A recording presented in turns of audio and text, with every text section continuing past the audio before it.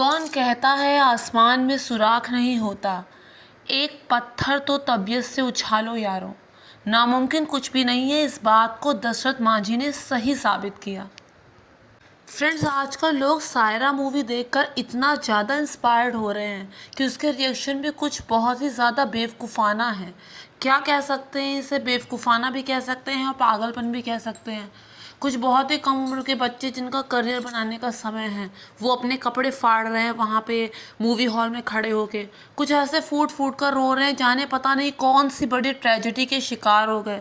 Friends, जो रोना होता है ना, जो आंसू होते हैं, वो कभी सुख की अभिव्यक्ति होते हैं तो कभी दुख की अभिव्यक्ति होते हैं, और देखकर मालूम हो जाता है कि वो रियल है या फेक है। तो पता नहीं क्यों इस तरह से पब्लिक की नज़रों में आने के लिए इस तरह के क्रियाकलाप किए जा रहे हैं। फ्रेंड्स, आज के टाइम पे सबसे आसान काम यही है कुछ स्टूडेंट्स के लिए, और बल्कि बहुत से स्टूडेंट्स के लिए रिलेशन में आना वही उनके लिए सबसे बड़ी अचीवमेंट है। बाकी सब चीज़ें तो सेकेंडरी आ जाती हैं। ऐसा नहीं है कि प्रेम नहीं होता, होता है, लेकिन उसके लिए डिज़र्विंग मेल और डिज़र्विंग फीमेल की ज़रूरत होती है। अगर इसके अलावा कोई और खूबी नहीं है अपने आप में कोई खूबी नहीं है, कोई गुण नहीं है, कुछ नहीं है, तो उसका मतलब जो आपको हुआ है वो प्रेम नहीं है बल्कि कुछ और ही है। तो फ्रेंड्स, जो दशरथ मांझी थे, ये बहुत ही पुरानी बात है। एक बहुत ही छोटे से गांव के दलित वर्ग के बेहद गरीब परिवार से थे। बचपन समझ लीजिए कुछ इस तरह से कटा था इनका कि जो चूहा भून भून के खाते हैं, इस तरह की तो इनकी जीवन यात्रा थी। उसके बाद जो ऊंची जात के ठाकुर थे, जो मुखिया बने बैठे थे, उनके पैरों तले रौंदे जाना, इतना संघर्षपूर्ण इनका जीवन था। इनका विवाह हुआ, इसी दुख को सहते सहते इनका विवाह भी हुआ। इनकी जो वैवाहिक जीवन था बहुत अच्छा चल रहा था, इनके बच्चे हुए। लेकिन इनके गांव में एक पहाड़ था और अस्पताल जाने के लिए उस पहाड़ को घूम के जाना पड़ता था, क्योंकि उसके बीच से कोई रास्ता नहीं था।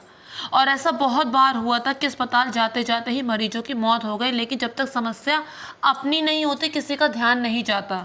और कोई कर भी क्या सकता था, वो इतना पिछड़ा हुआ वर्ग था, इतना पिछड़ा हुआ इलाका था कि कहीं से कोई उम्मीद थी नहीं। फिर एक दिन ये ट्रेजेडी इनके ऊपर आके गिरी।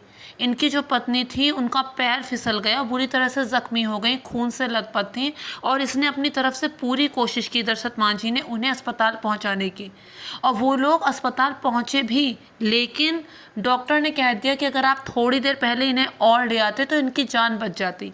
बस यही बात दशरथ मांझी के दिमाग में भर गई और वो इस चीज़ से कभी आगे बढ़ ही नहीं पाए। क्या वो मूव ऑन नहीं कर सकते थे? क्या उस समय दूसरा विवाह नहीं था? ये तो पुरुष दिन के लिए बहुत आसान था।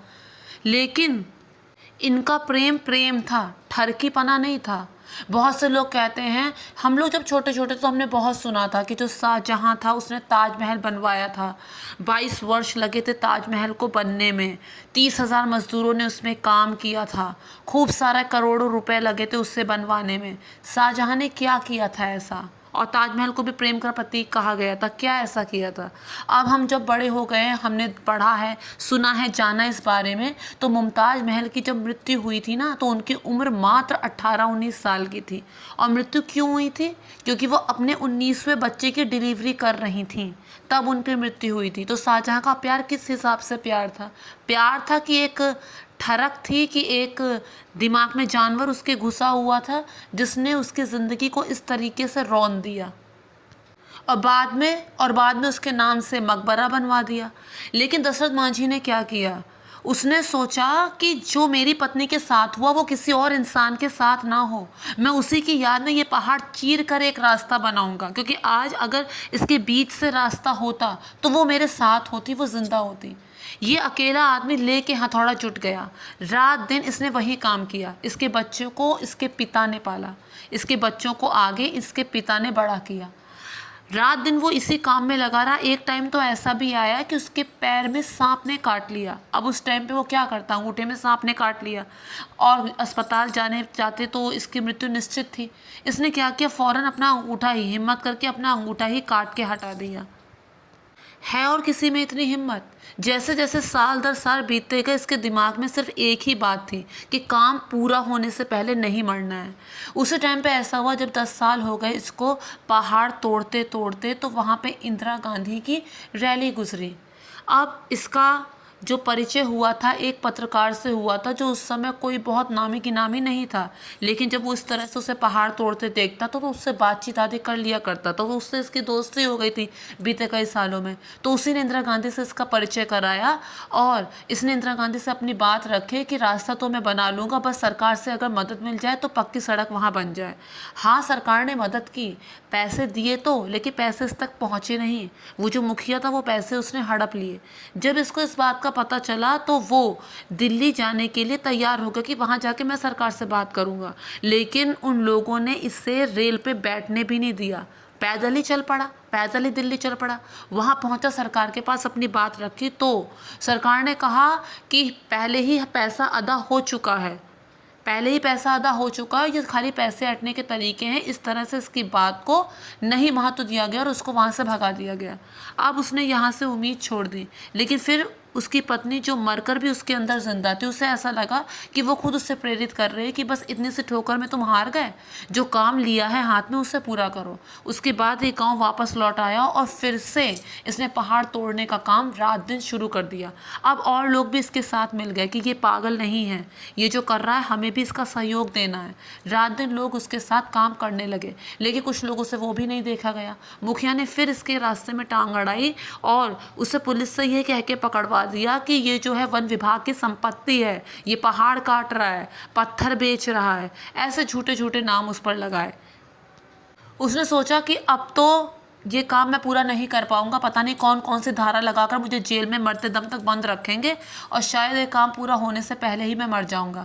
लेकिन भगवान ने इसका साथ दिया और जितने भी गांव वाले थे साथ में, वो पत्रकार वहाँ पे पुलिस स्टेशन के सामने बैठ के धरना देने लगे। फिर उसको इस तरह से बाइज्जत वहाँ से रिहा कर दिया गया। वापस से फिर ये पहाड़ तोड़ने के काम में जुट गया और फिर धीरे धीरे करते करते 22 वर्ष जब पूरे हो गए तो इसने बीच में से रास्ता निकाल ही लिया। खूब उत्सव सा मनाया जाने लगा इसके गांव में, क्योंकि इसने जो किया था वो कोई और कर नहीं सकता था। वो जो पत्रकार था उसने एक दिन पूछा था, एक दिन कहा था इससे कि अपना पत्रकार में कि मैं अपना अखबार निकालना चाहता हूँ, लेकिन इतना आसान काम नहीं है। इसने सिर्फ एक जवाब दिया था, क्या पहाड़ तोड़ने से भी ज़्यादा मुश्किल है। इससे वो भी मोटिवेट हुआ और उसने अपना अखबार निकाला। नया सवेरा नाम से उस समय वो अखबार प्रकाशित भी हुआ था। फिल्म दशरथ मांझी पर भी तो बनी थी, लेकिन कितने लोग इससे इंस्पायर्ड हुए थे, कितने लोगों को इस पर रोना आया था। टॉयलेट एक प्रेम कथा, वो भी तो सच्ची घटना पर आधारित थी। क्या उसके दिमाग में ये नहीं आया होगा कि मूव ऑन, कि क्या इसने एक सोच को लेकर इतना ज़्यादा हंगामा मचा रखा है, किसी ऐसे से करूँगा जैसे जो इस तरह के हंगामे ना करे। क्या उसके दिमाग में ये नहीं आया होगा। लेकिन कमिटमेंट तो कमिटमेंट होता है, उससे कितने लोग इंस्पायर्ड हुए। क्या उसने जो काम किया था वो मोटिवेट करने वाला नहीं था। अब आते हैं सायरा मूवी पर, एक फेक स्टोरी जो जाने कितनी बार जिसका रिपीटिशन हो गया है। उसमें ऐसा क्या खास है कि लोग इतने ज़्यादा उसमें भावनाओं में बह गए हैं, या फिर भावनाओं में भी नहीं बहे हैं बल्कि उससे अपना आइडियल मान रहे हैं। तो फ्रेंड्स, सबसे पहले ज़रूरत है एक डिज़र्विंग कैंडिडेट बनने की, क्योंकि इन सब के लिए तो फिर बहुत टाइम है ना। तो फ्रेंड्स, उम्मीद करते हैं आप लोगों को मेरा वीडियो पसंद आया होगा, और अगर पसंद आया तो मेक श्योर मेरे चैनल को सब्सक्राइब, वीडियो को लाइक और शेयर ज़रूर कीजिएगा। फ्रेंड्स, मेरे वीडियो बहुत ज़्यादा फैंसी नहीं होंगे, एडिटिंग अच्छी नहीं होगी, लेकिन मेरी बात में वो दम होगा जो आपको वीडियो में शुरू से लेके एंड तक बांध कर रखेगा। तो प्लीज़ मेरे वीडियो को लाइक कीजिए, मेरे चैनल को सब्सक्राइब कीजिए, ताकि आगे आने वाले वीडियोज़ मैं और भी अच्छे से बना सकूँ। Thank you friends, thank you so much.